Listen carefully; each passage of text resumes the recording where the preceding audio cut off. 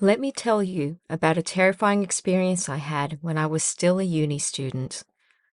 One day, I was in kind of a chill out room on campus called Refresh Space with a friend. We both had a report that was due the next day, and we were both working our asses off trying to finish it. Writing up didn't go as smoothly as planned, and the sun was starting to set by the time we were done, and we were the only two left. Instead of going home, we stayed a while longer, just gossiping, and us being girls, the topic of conversation was about our love interests. That's when my friend, Junko, said, "So, a friend of mine told me that there's a jinx that makes all your relationship wishes come true." I've always known jinxes to have some negative connotations, sort of like hexes, but I wanted to learn more about it, so I continued to listen. You know, near Building 7, there's a room that the gymnasts club used to practice their routines and exercises. There's a full body anatomical model there, and apparently, if you make a wish to it, your wish comes true. Now, I've heard a lot of weird rumors floating around our campus, but it was the first time I heard this one. Making a wish and treating an anatomical model like some kind of god seemed ludicrous to me, but we were in the moment, and so we decided to head over there. The building in which this room was located seemed to be the oldest building on our campus, and it looked like it would just crumble down if an earthquake ever hit. I turned to look at Junko. Up until a few seconds ago, she was giggling and excited about what we were about to go and do, but now she had the opposite demeanor. She was staring silently at the room up on the second floor. I felt unnerved straight away and wanted to turn around right then and there when she muttered, "Let's go." And she picked up her pace and headed into the building. I was overcome by some strong sense of foreboding as I watched her walk off in front of me. By the time I caught up with her, she was already heading up the stairs. I was too creeped out by this time and called up to her saying that I was going to go home because I was too scared. "Okay, see ya," she said rather quickly and continued up the stairs. I thought about waiting for her outside, but it was dark by this time and I didn't want to stand there alone, so I sent her a text telling her that I'll be waiting for her in the refresh space. 30 minutes went past and my friend hadn't returned. Junko isn't really good with directions, so I thought that maybe she took the wrong turn after getting out of the building and ended up somewhere else on campus. So I sent her a text asking her where she was. I got a reply straight away. "It's not working. I can't seem to convince it to listen to me. Come here quickly and help me out." I didn't understand what she was going on about. Nothing she said made sense, but I got scared and texted her back. "Come back here now. I'm in the refresh space." "No, I can't come now. It's going to take more time to convince it to listen to me, so can you come help me real quick? I'm up on the second floor in that room." We were obviously having a proper conversation, but what Junko was saying was just off on so many levels. I figured maybe she was trying to scare me by playing a prank on me, but I didn't get that sense from reading her texts. She was being 100% serious. Was she trying to tell me that she couldn't convince the anatomical model? I texted back, "I'm sorry, I have to go home now. See you in class tomorrow." I never got a reply after that, and I tried not to think about it when I finally got home. The next day, Junko didn't show up for class. I got worried and messaged her straight away. "Are you okay? Did something happen after I left yesterday?" She replied a few seconds later. "I'm just resting at home because I'm not feeling too good, but I'm fine. Thanks for checking in." I felt relieved that she sounded normal again, but got another message. When I read it, I was at a loss of words to reply back to her. It read, "Actually, this morning, my boyfriend committed suicide. The police are involved and it's apparently quite hectic. You know what this means, right? It means I was able to convince it. Isn't that crazy? I can barely believe it myself." This was the last time I ever spoke to her. Hey guys, before we continue, I just wanted to say a huge thank you to everyone who has subscribed so far. My channel is still really young, it's only 2 months old. I'm so happy with the growth that it's having so far, and I love the comments that I'm receiving as well. I hope you continue to enjoy my videos, and if you can share with your friends, that would be greatly appreciated. That's it from me for now, so let's continue. 50 days after getting married, I realized how much my wife sucked at cooking. She made me some yakisoba, fried noodles, that comes in a packet. The noodles are already cooked and the sauce comes in a powder form which you have to add water to before adding it to the noodles. You chop up some simple vegetables like carrots and onions and fry up some slices of chicken. Then you mix all the ingredients into the noodles. What my wife did wasn't that. After putting in the noodles and powder for the sauce, she filled the frying pan to the brim with water. She mixed it all up and the noodles came out in a mush because it had sucked up too much liquid. She tossed some parsley, raw Chinese cabbage, raw celeries, and raw chicken into it and served the dish to me. This was when I realized that I couldn't eat her cooking anymore. There's no way I could eat raw chicken, so I told her I wasn't that hungry and barely touched my food. When I went to work the next day and opened my lunchbox, I was shocked to see that she'd put in the previous night's leftovers. My coworker looked at my lunchbox and I couldn't help but tell him what was going on and whether he could help me somehow. That night, my coworker invited me to his house for dinner. Now, his wife. Wow. His wife was an amazing cook. Both my friend and his wife said it wasn't anything much, that she couldn't make anything that's too complicated, but damn, she had the basics of cooking down pat. It was delicious, and I told them so. She made us some chicken with white sauce, served some salad with homemade dressing, a side dish of potatoes and sliced burdock root, miso soup with fried tofu, and white rice cooked to perfection. It was so good that I started to tear up as I was eating it, and in the end, I was a mess. Being a 29-year-old male, it was embarrassing, but I couldn't help it. My friend and his wife were left speechless at the sight, and I myself couldn't understand why I was so emotional. "Here, have some more," they'd say, and kept refilling my plates, and I kept eating and kept crying. His wife eventually had to cook extra rice, which is when I realized that she wasn't even using an electric rice cooker. She was using a special pot to do it, which takes extra skill, and that made me cry even harder. I didn't realize until this moment how much I'd been tolerating, how much food has an impact on one's psyche. After I finished eating, I told them how terrible my wife's cooking was. I told them how I tried to approach the subject with her, but no matter how delicately I tried to put it, she ended up getting pissed off at me and nothing could be resolved. I showed them my lunchbox from the day. Up until this point, my friend's wife kept saying how she's in no place to judge another person's cooking skills. But once she got an eyeful of what was in my lunchbox, even she was at a loss for words. She then said that if my wife was happy to learn just some basics about cooking, then she was happy to teach her in her free time. When I got home, I wasted no time to give my wife the good news. "Why don't you give it a try?" I said to her. My wife got so incredibly pissed and said, "Oh, that guy's wife? I remember seeing her after a wedding reception when we dropped your friend off at his place. Who does she think she is? You think I'm going to learn something from that ugly bitch?" Anyway, a lot has happened since then, and we're currently in the process of getting a divorce. A reader responded, "Tell us what happened in between. You didn't even seem to be surprised when your wife served you the fried noodles with raw chicken in it, so a lot can be insinuated from that." The writer responded, "If I'm allowed to share the details here, I will." So, I always knew my wife had a bitchy personality. She was good looking, and that's probably where her bitchiness stemmed from, but I kind of found it to be cute. But oh, was I naive.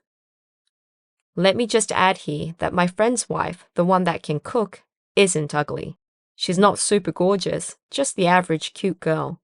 When we dropped our friend off after the party, it was already getting light out and his wife answered the door in her pajamas with no makeup on, hair a mess, so it's obvious she didn't look her best.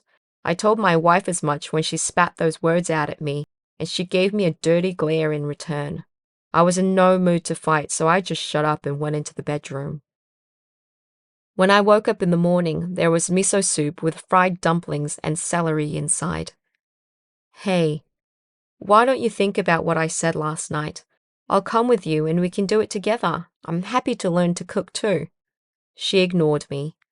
I felt like I was at a dead end and felt more tears welling up. My wife saw me and again, pissed off, she yelled, "What's wrong with this food?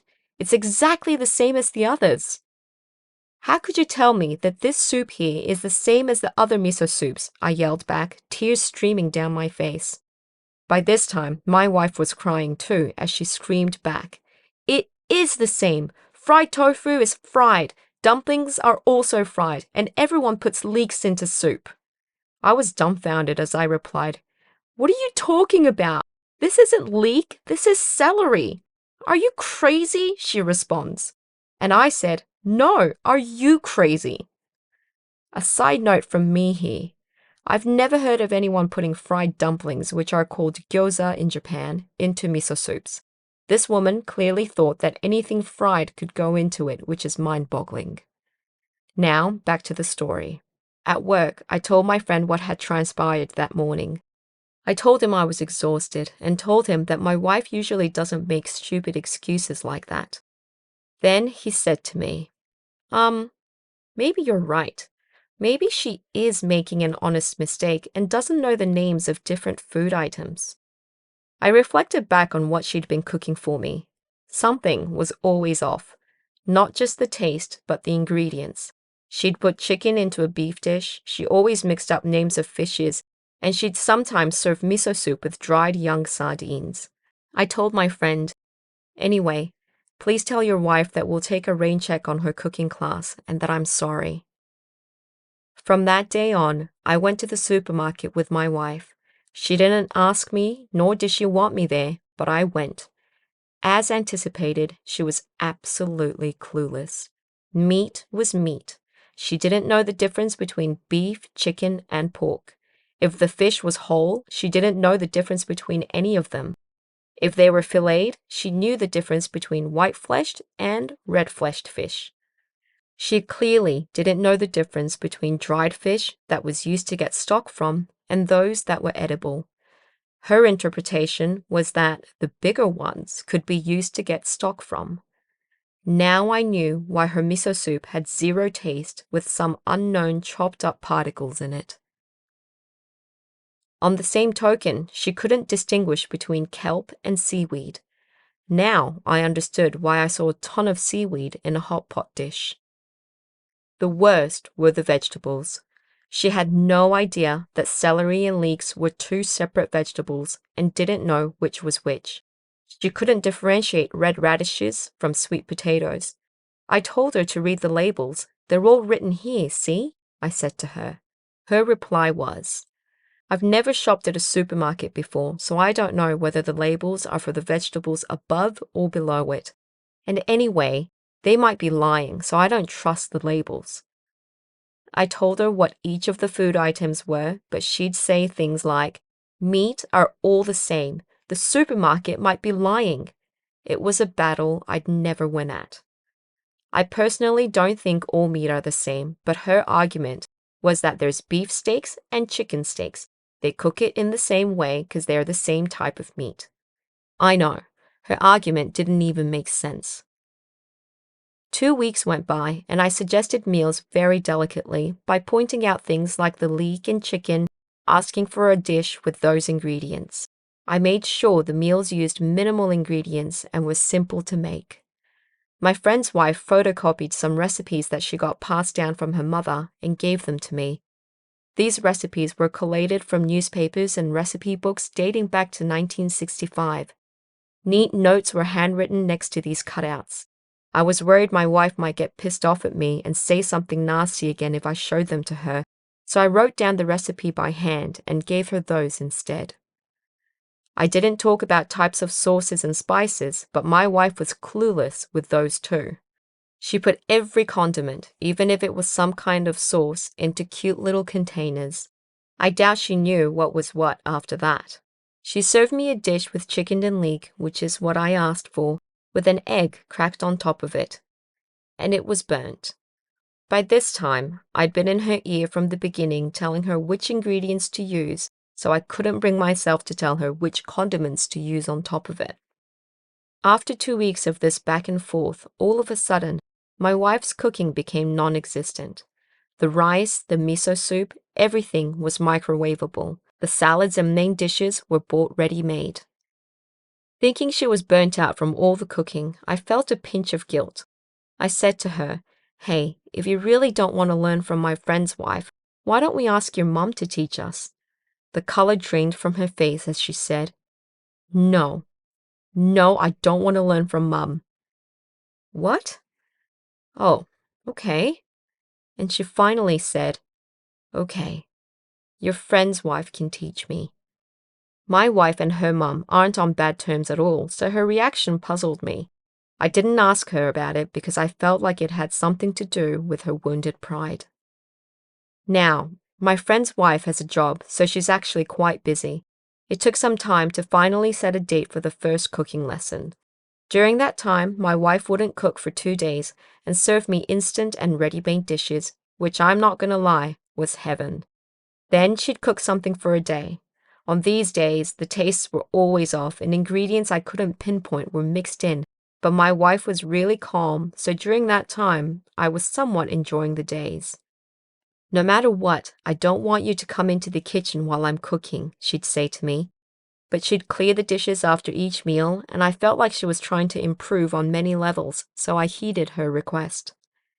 16 days went by, and on that day, the day I would most likely never forget, my friend and his wife arrived at our place to teach us how to make miso soup, rice, fried eggs, fried fish, fried vegetables, teriyaki chicken, and curry. Our plan was to spend the day together learning how to make all these dishes. It was supposed to be a fun day for us. But my wife had gone somewhere in the morning and wasn't back yet. Maybe she went to buy some additional ingredients or went to go borrow a DVD. I wasn't thinking much of it. My friend's wife said, "We should probably wait for your wife to come back before going into the kitchen, right?" Maybe. But let me just go get us something to drink while we wait. "I'll help you," she said as she followed me into the kitchen that I hadn't stepped foot in for just over 2 weeks. I was startled by the scream that was coming from a woman who seemed to be so strong in so many ways until I saw it and let out a scream myself. The walls were covered in maggots and the air was full of fruit flies. The sink was filled with pots and pans that were full of things that were rotting, which had turned into some kind of gel-like liquid. These were also covered in larvae. My friend ran over after hearing both of us screaming, and he joined in on the chaos. After my initial shock, the first thought was I eating the things that were in this kitchen? I threw up right then and there. I couldn't stop throwing up. I was gagging until not even stomach acid was coming out. I cried like a baby. My friend and his wife were both teary-eyed, but seeing me in my pitiful state with spew everywhere, his wife said, "I'm going to clean up." My friend took it upon himself to help me up and shower me. I went back to the living room. I was still crying and still throwing up from time to time. His wife used an insecticide to kill all the fruit flies first.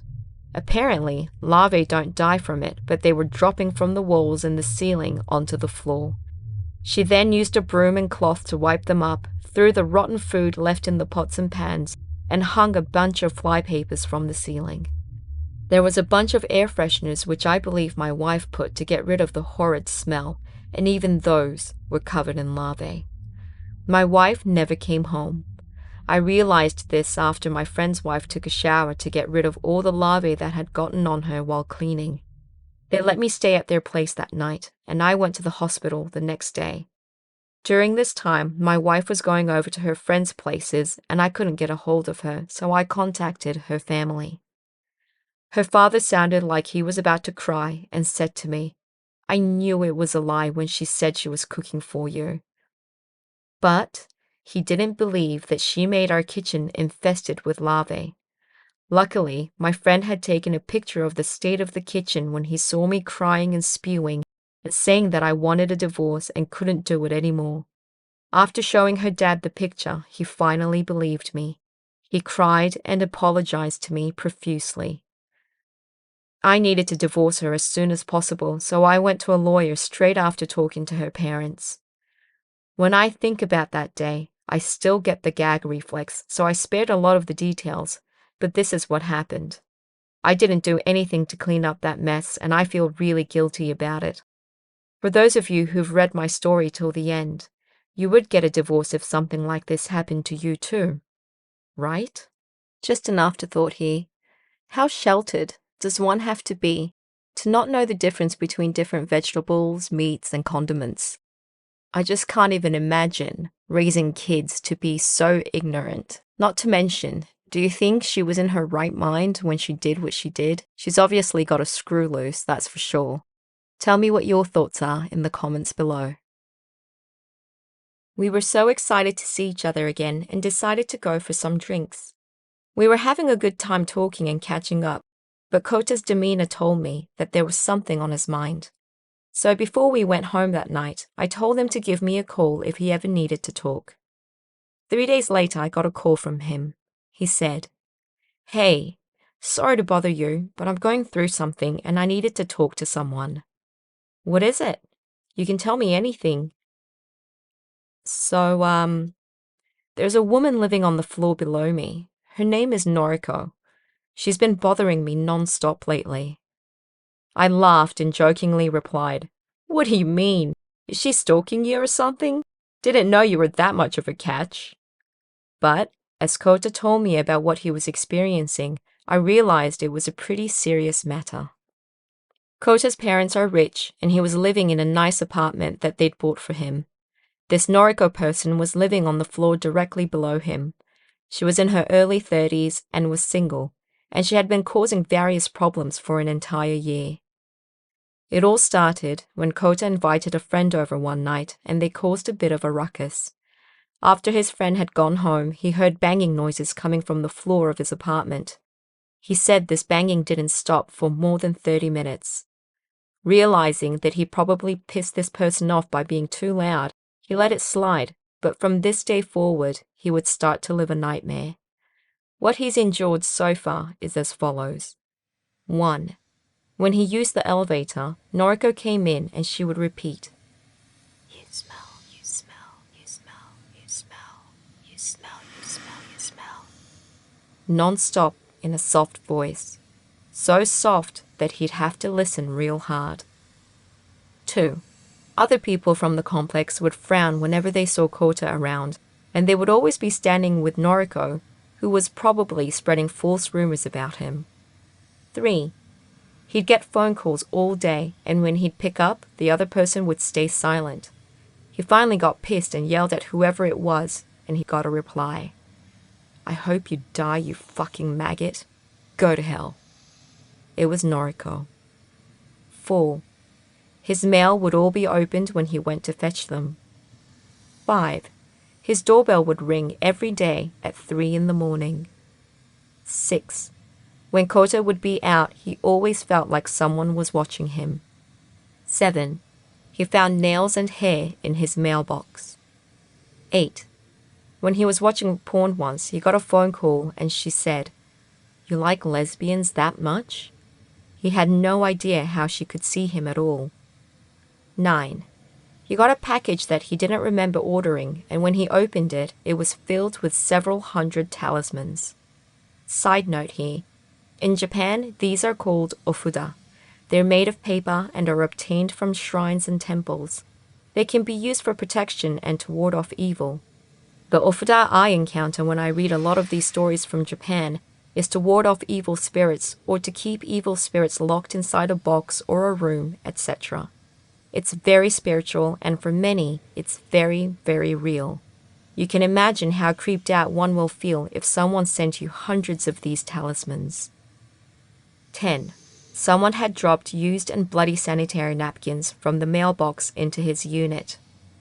Another side note here. Many older Japanese apartment complexes have mailboxes on their front door, like the one shown in the picture here. Kota kept rattling on and I started to feel dizzy. I said, "Yo, that's really creepy. What does she look like? Apparently, Noriko was a fairly attractive woman when you really studied her well. But one look in her eyes and you can tell she's crazy. Her eyes were never focused and she was always looking everywhere at once. She was always smiling about something and it was just plain weird. She never had any makeup on and her hair was always unkempt. She also wore huge black-rimmed eyeglasses. The worst part was her perfume. It was so strong that it makes you want to puke. If you ever saw her, Kota said, you'll be shocked at how creepy she is. Just hearing you describe her makes me want to spew. By the way, did you ever report all this to the police? They're not going to do anything until there's an actual crime. You sure? Geez, what the hell are they there for, mooching off of taxpayers' hard-earned money? After this conversation, Kota called me a few more times, telling me about other stuff that happened to him. Then one day, I answered the phone and Kota spoke straight away. Shit, man, shit, I think I'm gonna die. She's gonna kill me. Calm down. What happened? In the middle of the night, I heard nails scratching my balcony windows.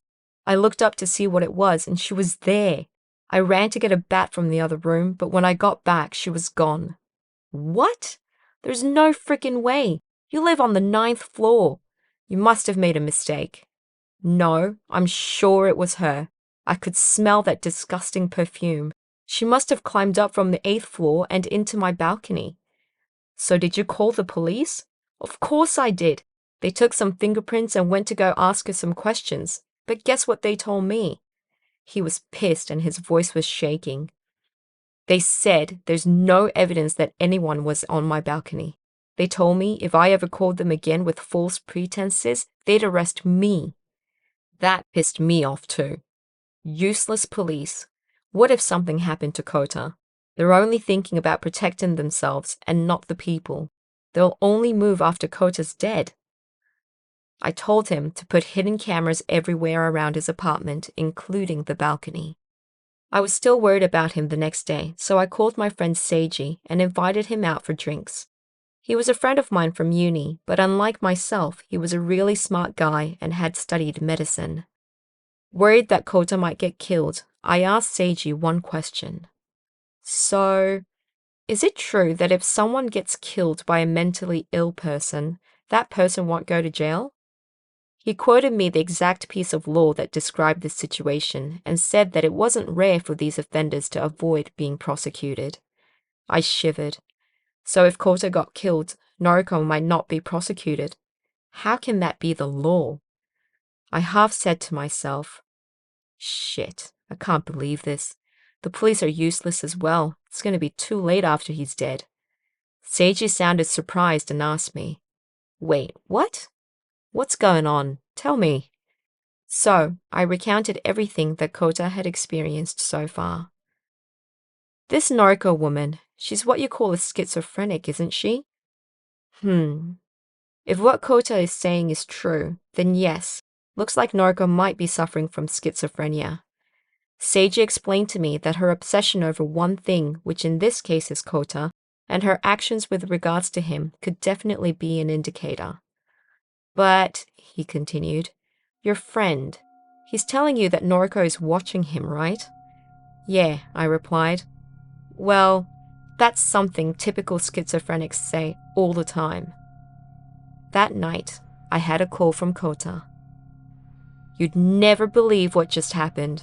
I was checking around the apartment and I found 150 bugs hidden all around.